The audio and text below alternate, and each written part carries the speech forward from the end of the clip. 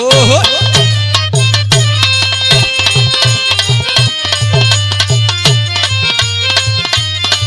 वाह मास्टर,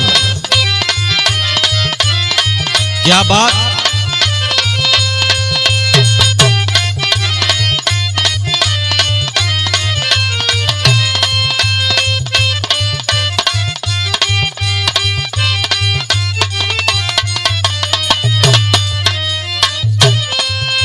हाई देखी जा, ये हमारे मास्टर को गीत बजाओ ताड़े। हमारा मंजीत भाई ने कौन मरद बा, मरद बियाह से पहले ट्रैक्टर चलावे, तबले मास्टर बियाह हो गई दुल्हनिया आ गई आ दुल्हनिया जब आई लिया दिन भर गाड़ी चलौले बाहो। हाई देखा आखिर दुल्ही अपना सखी से कहते के सखी का कही हमार राजा जी कौन ड्राइवर हुआ, दिन भर तो जोतते बना खेत, रतियों में सपना में पोई पोई बजाओ ताने। कहती है मेहरारू हाल का कोई पियावा के, हाल का कोई पियावा के बिन चलू इंजन चापता।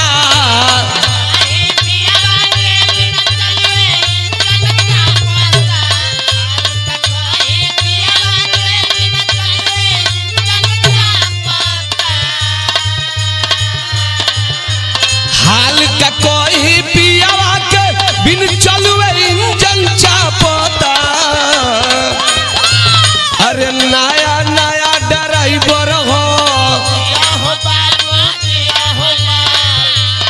नया नया ड्राइवर हो और नवा दोई दोई दापता।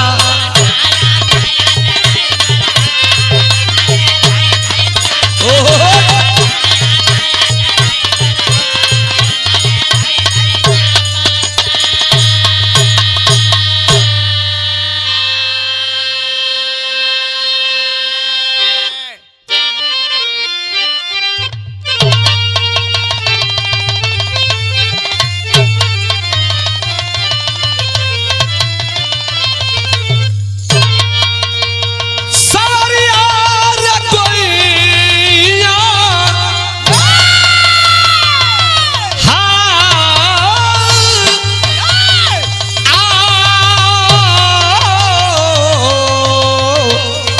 भोले बाबा जोगिया हो मोर राम।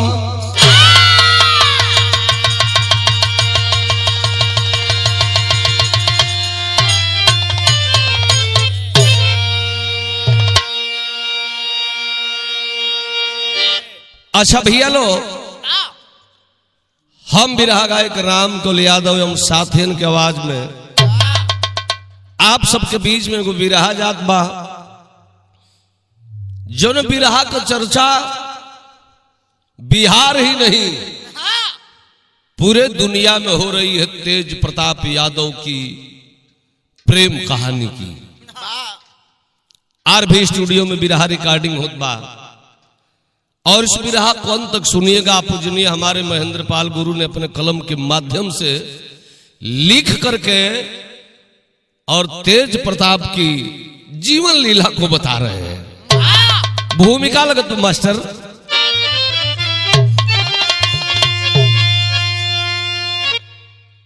खिल गई जब कली तो अली गुनगुनाने लगा, मृदुल भाषणी रश्मिया रवि को छाने लगी। लैला मजनू की गाथा सुनाने लगा, संप्रदा शौर्य सारा दिखाने लगी। रेल मंत्री सुवन प्यार अंधा जताने लगा, आज मर्यादा पे आ जाने लगी।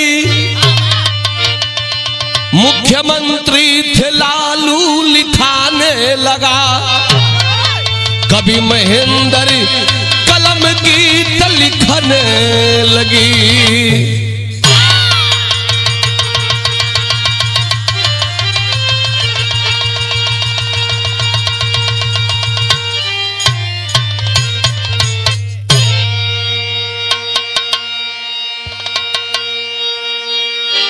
गरीब मजलूमों के भाग्यदाता श्री लालू प्रसाद यादव जी, जिनके दो पुत्र, बड़े पुत्र हैं तेज प्रताप यादव और छोटे पुत्र तेजस्वी यादव। तेजस्वी का तो कोई जवाब नहीं, लेकिन बड़े भैया तेज प्रताप यादव कि कुछ जीवन लीला कवि ने लिखा है। बिरहा में एक लाइन गजल का भाव लगत बा मास्टर,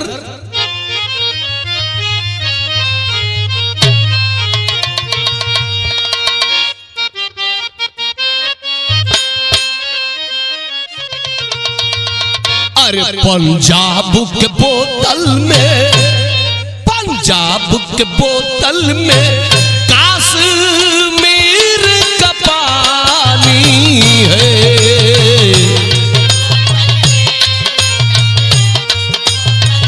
अरे काश्मीर का पानी, ई गजल रहल, लेकिन कवि जी बिरहा में भाव लिखल बड़े मास्टर कैसे।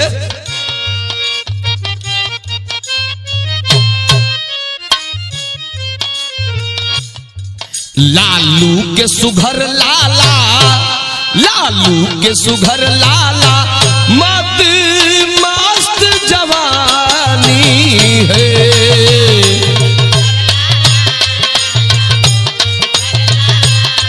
मत मस्त जवानी है।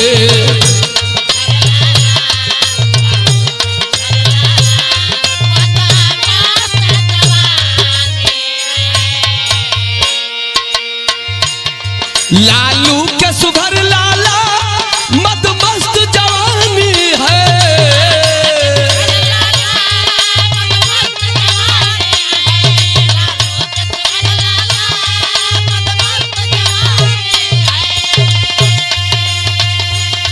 मत मस्त जवानी है।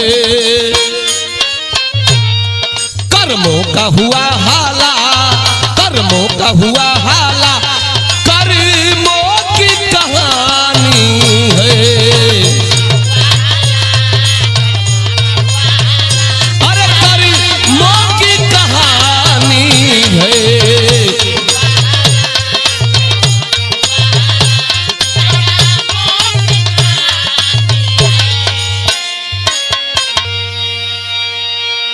भैया हो तेजस्वी यादव जी कुछ कर्म ऐसा कर दिए जिनकी चर्चा पूरे राजनीति में और दुनिया में हो रही है। नजम गलाई लगे था मास्टर,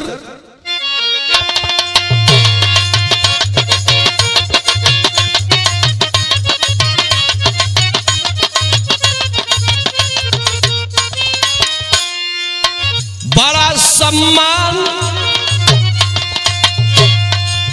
बड़ा सम्मान लालू यादव का परिवार भरा, पूत का पूत यो सपूत दे ध्यान जरा।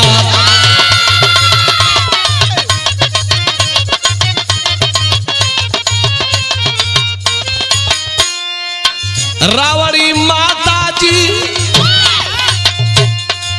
रावड़ी माता जी तेज प्रताप को समझाई है, विनाश काले विपरीत बुद्धि देखो आई है।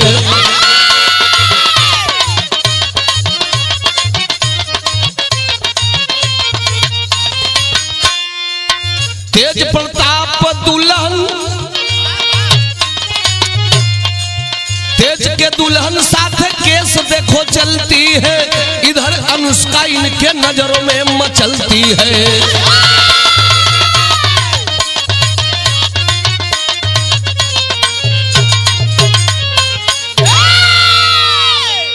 बात के समझ लीजिए भैया, लालू के दो लाल, बड़े लाल और छोटे लाल, दोनों लाल की माने तेज प्रताप यादव और तेजस्वी यादव। हर माई बाबू के दिल में तमन्ना होला कि बेटा का समय से ब्याह कर दे, बेटी का समय से ब्याह कर दे। आखिर तेज प्रताप यादव की शादी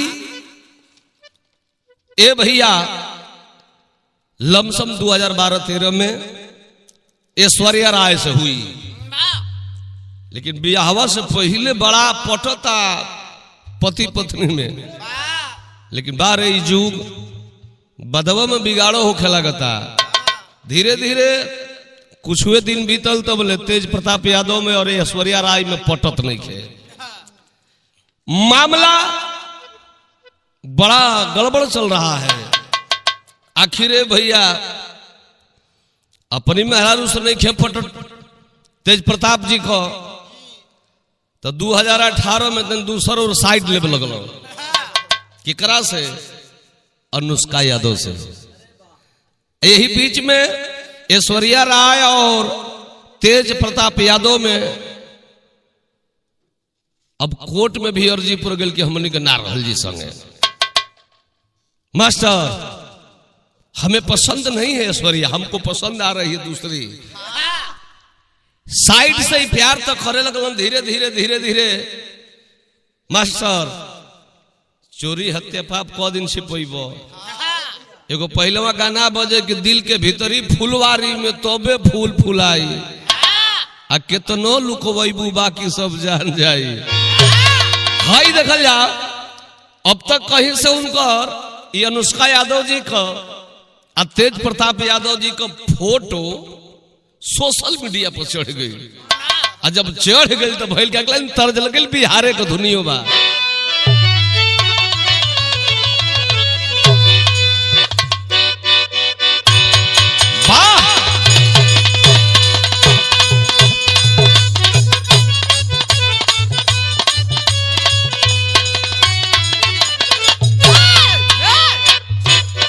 गवैया गावे के बुढ़िया का गोरे गोरे गाल, बुढ़िया का गोरे गोरे गाल हो बिहार में बवाल कैले बा। काहे गुड़िया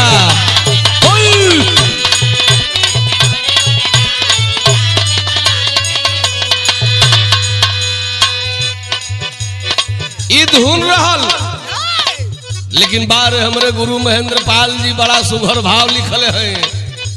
लालू जी के बाणे दूगो लाल, अरे लालू जी के बाणे दूगो लाल की बड़ा का बवाल कैले।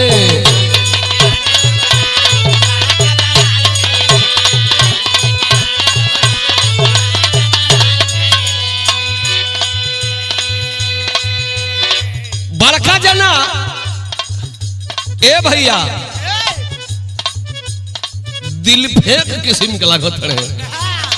न बाबू से पूछले हो, न माई से पूछले हो, न छोट भाई से पूछले हो, न कोनो बहनी से पूछले हो। तो बवाल कर दिले कैसे। अरे बाजी दली शाह वाला सपना सजवले,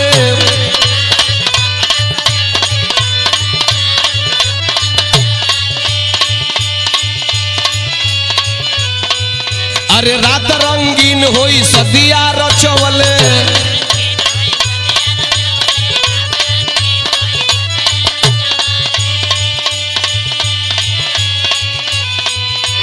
लालू जी का आँख लाल लाल,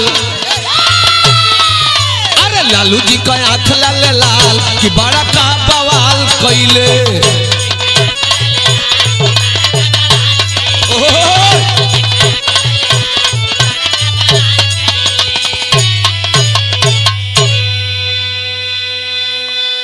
बिरहा सुनने वाला भैया लोग, और चूंकि भोजपुरी से आते हैं तेज प्रताप यादव जी भी, ये बिरहा छुट्टी तो भैया सुनी हो। तो एगो सांसद हुआ, एगो नेता हुआ, बहुत बड़े बड़े काम आपने किया है। आपने तो सिंदूर ऑपरेशन में भी बोला था कि अगर देश के लिए जरूरत पड़ेगी तो तेज प्रताप यादव पायलट बनकर काम करेगा। काम आपने बहुत बढ़िया किया है, लेकिन ये चूक जो आपने कर दिया, ये नहीं है कि एक जवान बेटा बगैर माँ बाप के मर्जी से किसी से शादी कर ले।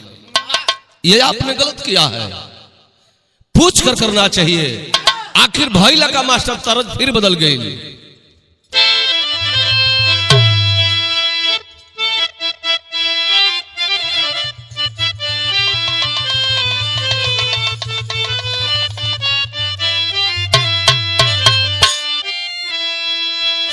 गुड़िया जी रौरे नहीं कोनो सुघर सागर में हरारू रहल।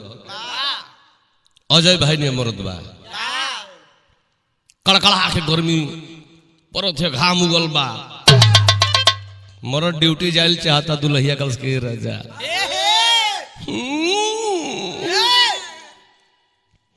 रोवतिया कहतिया का कहे मास्टर, अरे नहीं झूलनी के छैया बलम दोपहरिया बिताइला हो,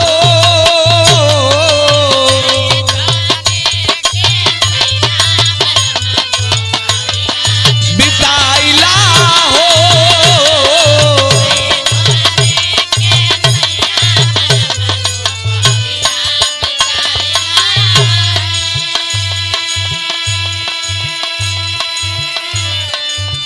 बिरहा सुनने वाला भैया बाबू लोग, आज तेज प्रताप यादव जी के कारनामा से पूरे परिवार के लोग नाराज होंगे।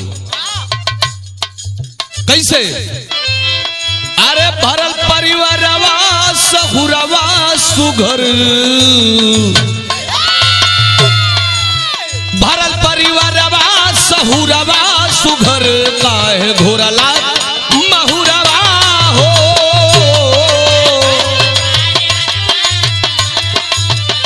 काहे घोरला महुरवा हो।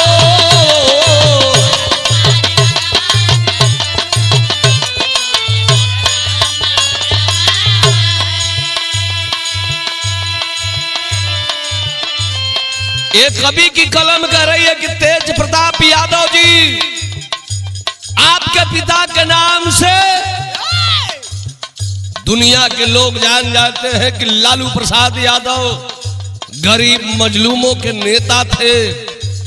आज जीवित है तो भी नेता है, और उन्हीं के लाल होकर के आप अपने खानदान की मान सम्मान को बिगाड़ने का काम कर रहे हैं। कवि की कलम यह भी कह रही है कि आप यादवों के शान है, मत बदनाम करिए। कवि की कलम कह रही है, पूरे यही रानी का पानी बचाला,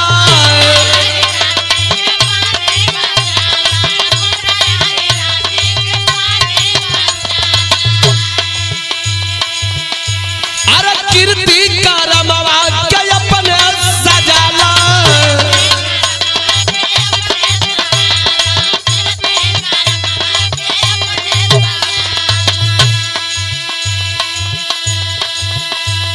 कलंकवाला त्याग पहुरवा, कलंकवाला त्याग पहुरवा सुघर, काहे घोरला महुरवा हो, पहुरवा सुघर, काहे घोरला महुरवा हो।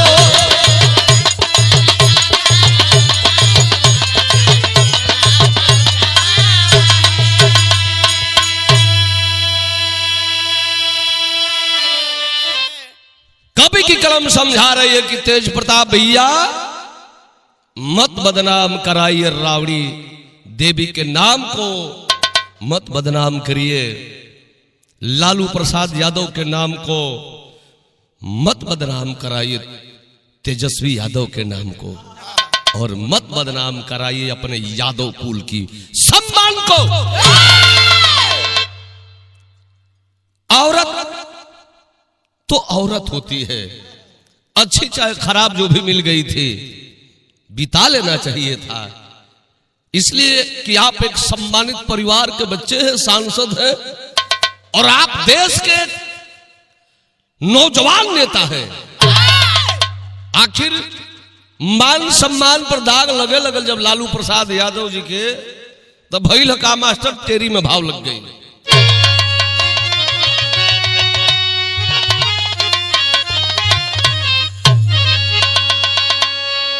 अरे पगड़िया के बचाला बचवा, बाला पगड़िया के बचाला बचवा, जनता नाम के गावे खोला देख नजरिया।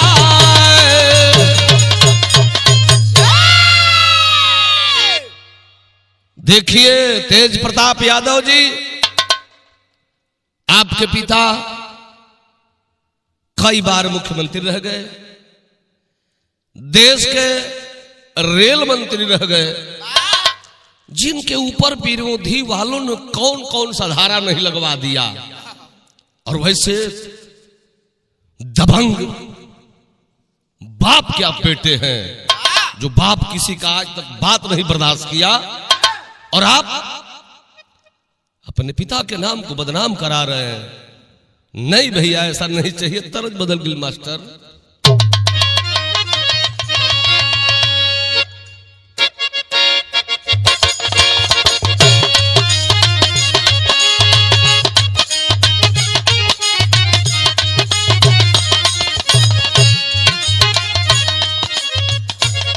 हाई देखी जा, ये खाली हमारे विजेंद्र भैया चल गए बाहर। मास्टराइन कहत कि राजा एगो तो कबो जाला ना, जा तोड़ तो कब अइबो। दुल्ही कहती है मास्टर अब की के गइल कबले अइबा मुनवा के पापा।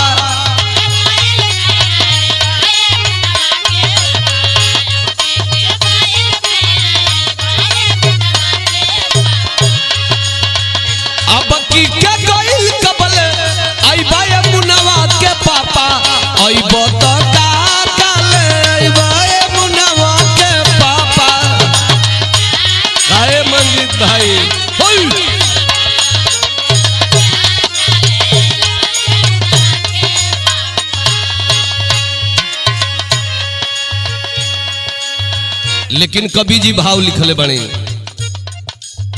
पर्दा का बात राजा पर्दा में रखो बेटा,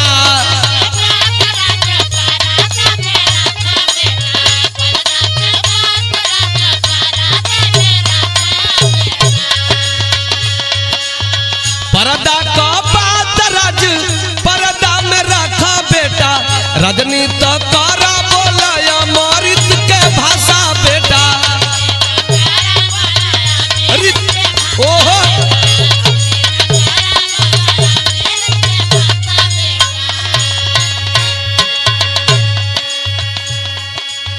हे तेजस्वी भैया, जैसे तो के जमाना मानेला, लोग प्यार देला, कबो कृष्ण भगवान बनेलो, आनंद ले लो।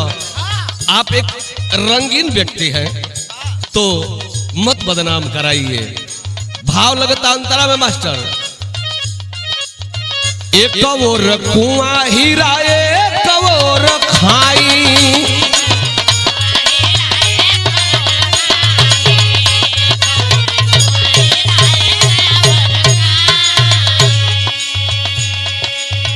नाम इतिहासवा में कैसन लिखाई,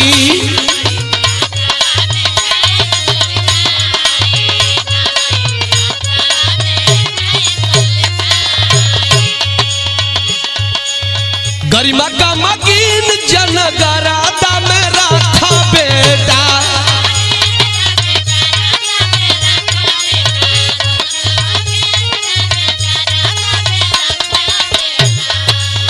गरिमा का मकीन जनी गरदा में रखा बेटा, राजनीति करा बोला अमृत के भाषा बेटा। ओहो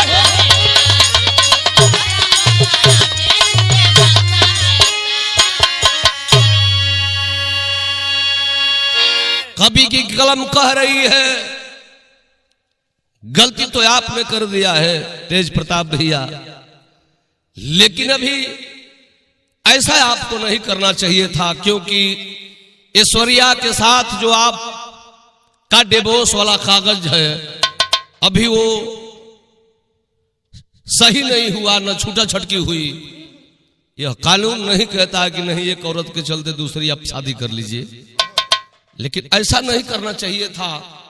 आखिर अभी बात का चर्चा बाहर मीडिया, अखबार, इंस्टाग्राम, टेलीविजन चारों तरफ से तेज प्रताप यादव, अनुष्का यादव, तेज प्रताप यादव, अनुष्का यादव का चर्चा होखे लगल। लालू प्रसाद के मान सम्मान पर दाग लगे लगल, तो हमारे बिरहा का आखिरी तर्ज लगिल मास्टर।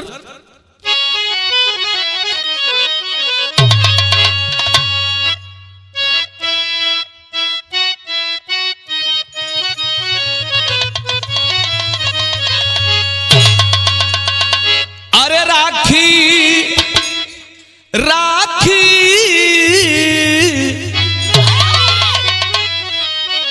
अरे राखी हर साल आवल समानवा में,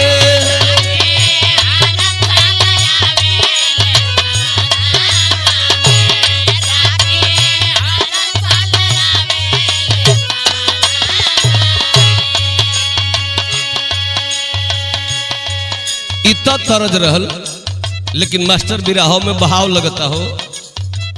अरे चर्चा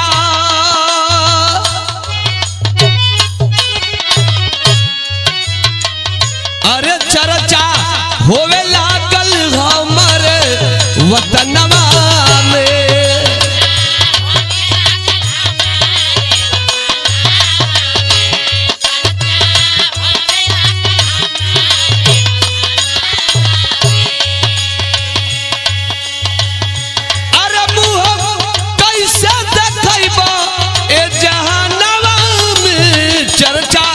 होवे लागल हमरे वतनवा में।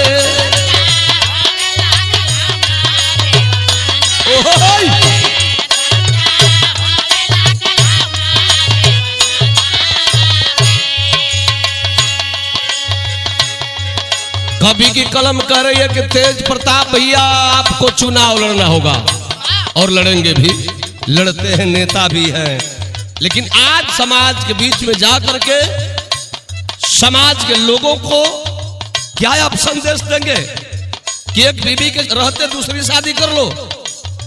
नहीं, नेता बनना है तो ध्यान दीजिए। सबई कहेला कर अखिलेश जैसन नाम हो,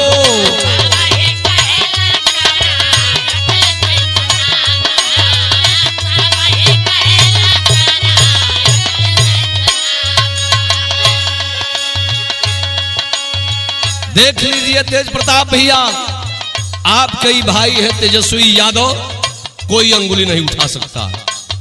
उत्तर प्रदेश के पूर्व मुख्यमंत्री श्री अखिलेश यादव जी से सीखिए कि नेता को चरित्रवान होना चाहिए।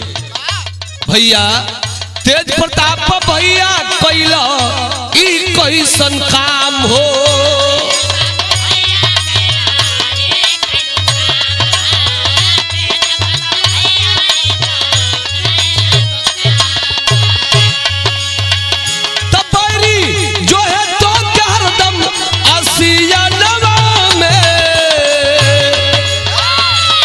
आपके पिता के तमाम दुश्मन जो आपके पिता जैसे नेता को जेल में डलवा दिए, अच्छा कर्म किए थे, पिताजी की छूट गए, और आपको जो विरोधी लपेट देंगे भैया ना, तो फिर राजनीति भी छूट जाएगी। तब अरे बैरी जो है तो हरदम असिया नावा में, कैसे हो कैसे मुहावा देखैबाए जहानवा में।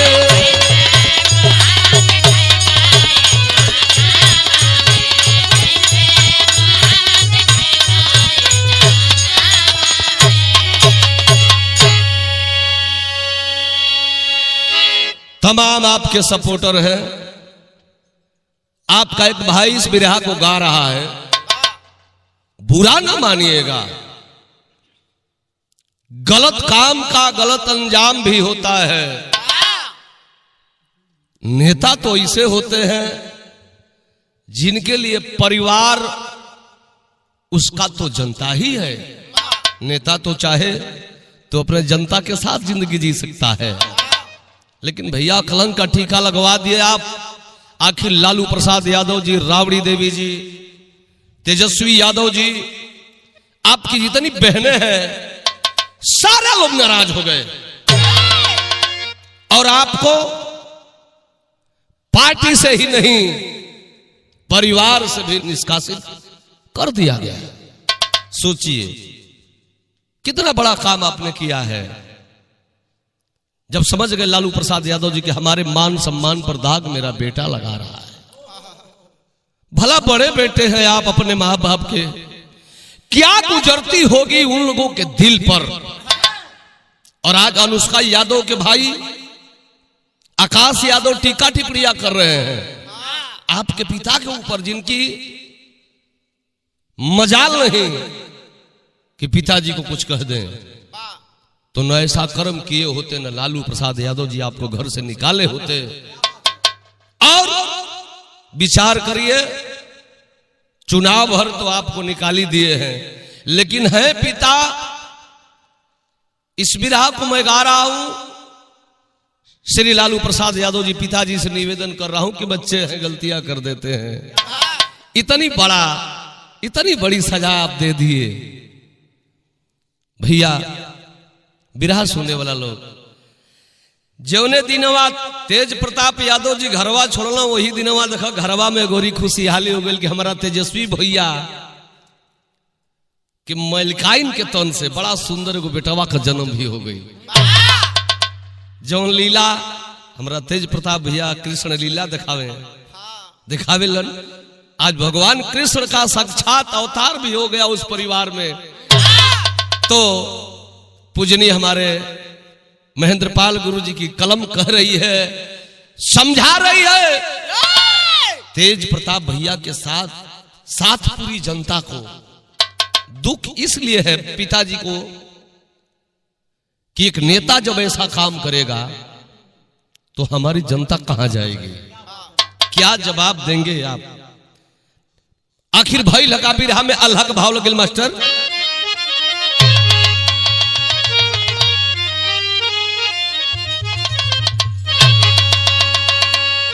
अरे नारी के कारण नाश लंका तो हो ही गईले,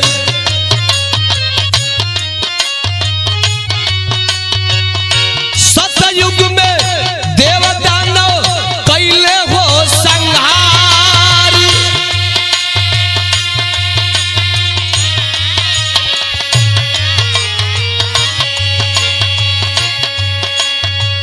नारी के कारण कौरव पांडव लड़ी गईले बाबू,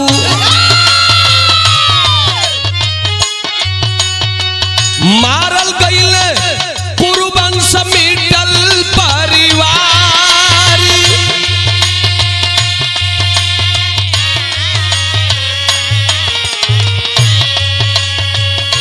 देश के हालात आज देखी के बोला भैया,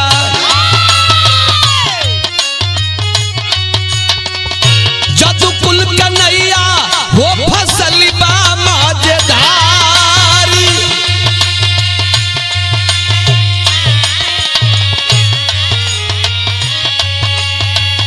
शकुनी खोजेला बस तोहरा से मौका बाबू, अरे पिता के पगरिया के राखा बरकरारी।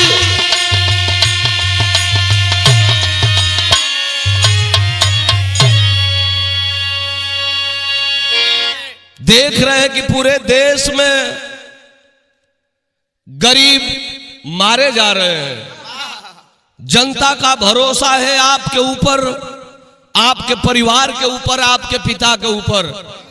छोटी सा गलतियां आप कर दिए ये गोदी मीडिया आपके खिलाफ कितना लिख रही है, थोड़ा पढ़िए, सुनिए, गुनिए क्या हो रहा है। आखिर ये बाबू गलती तो कर दिए, लेकिन हम बिरहा के माध्यम से कह रहे हैं, मैंने देखा तो नहीं है, जानता भी नहीं हूं कि ऐश्वर्या राय जी कैसी हैं, लेकिन जो जोड़ी बिछड़ जाती है दर्द बाद में होती है। जैसे आप अनुष्का को रख लिए तो कभी की कलम कह रही है कि आप ऐश्वर्या को भी रख लीजिए। क्या कमी है आपके ऊपर? आखिर वो भी बेचारी कहां जाएगी? खड़ी का भाव लगे तो मास्टर,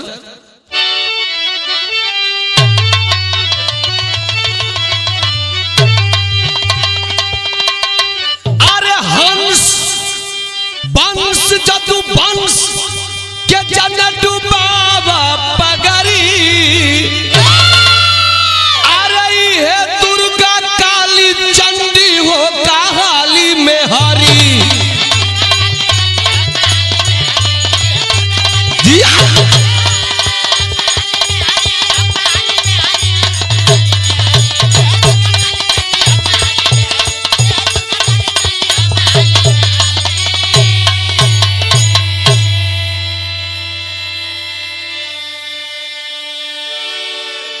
ए भैया, लोग कहेला कि तिरिया चरित्रम दैबो न।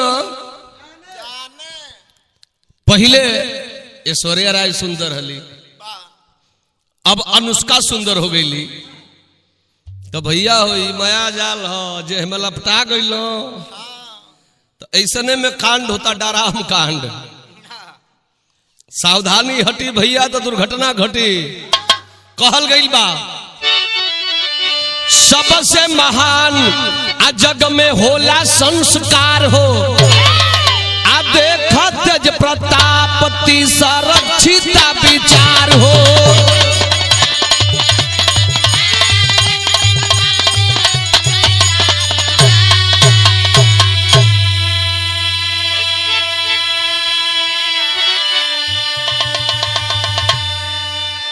अरे माई राबड़ी के दाग जन लगावा चरी, ये दुर्गा काली चंडी हो कहाली में हरी।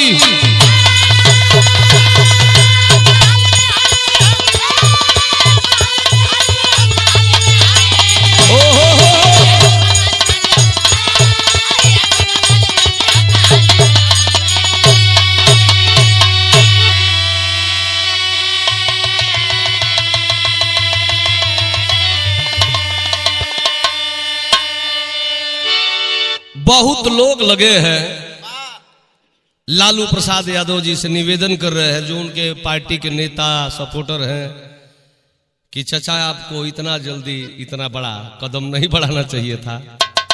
जाने दीजिए, बच्चे हैं, गलती कर दिए हैं, इतनी बड़ी सजा न दीजिए। देखिए क्या हो रहा है, तो उनके विचार के ऊपर है। और तेज प्रताप भैया को भी इतना जल्दी इतना बड़ा एक्शन नहीं ले लेना चाहिए। माँ बाप भाई है, परिवार के लोग हैं। तब भैया हो, इस बिरहा को गाना एक मकसद यही था कि ऐसा परिवार में न हो, परिवार के लोग एक साथ रहे। चुनाव तो आएगा और जाएगा, गलतियां हो जाती है, गलत जो करके गलती मान ले इंसान है सच्चा। तेज प्रताप यादव जी को मान लेना चाहिए माँ बाप के सामने कि मैंने गलत किया है। आखिरी भाव मास्टर, जय जखाड़ गुरु जद्दू लौटन, परसिद्धन स्वर्ग के बासी, लालता श्रीनाथ श्री नारायण, गुरु जी थे सन्यासी, पगरिया के बचाला बचवा।